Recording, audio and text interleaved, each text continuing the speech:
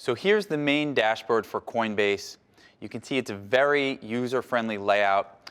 I would note that Coinbase offers FDIC insurance up to $250,000. So any funds you might have in US dollars are secure on Coinbase. And if you look at how Coinbase is laid out, it gives you the four main crypto reserves to buy: Bitcoin, Bitcoin Cash, Ethereum, and Litecoin. There's a pretty interesting chart functionality here where you can switch between different time frames. So you can see how Bitcoin performed in the last year, up $9,500 or 796%. It lays out your portfolio really nicely and also gives you a recent activity. Now, something that might be a little different between Coinbase and other and stock trading platforms are the Accounts tab.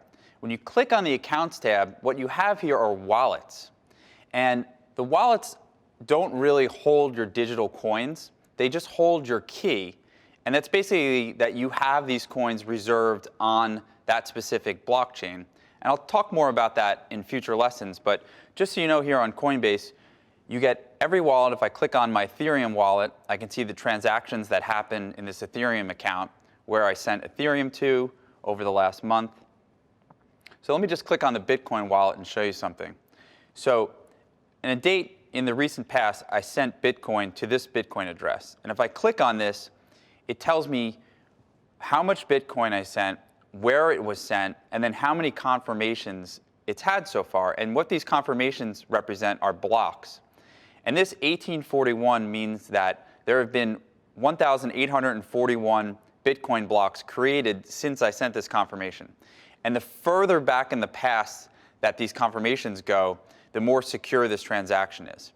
Now, if I highlight this exact address and I copy it, and I go to a website such as blockchain.info, I am able to click on the search tab, paste that address in the search tab, and actually search for that wallet. So I can see the wallet history that's happened since this wallet was open.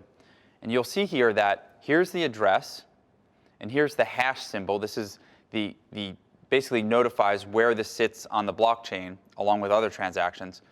It's got 2 transactions so far in this wallet, and it's received 0.009 BTC, which is equivalent to about $100. So you'll notice that there's a history of every transaction that's happened in the Bitcoin blockchain. And if you have that specific public address, you can go see how many coins were sent to it or how many coins were sent out of it. And this is one interesting feature about the Bitcoin blockchain and any blockchain, is that there's a public record of any funds that were sent or received. So blockchain info is a very effective tool in searching for a public address that identifies a wallet on the blockchain. In our next lesson, we'll get more into wallets and exactly how they work and the different types of them and the different security features.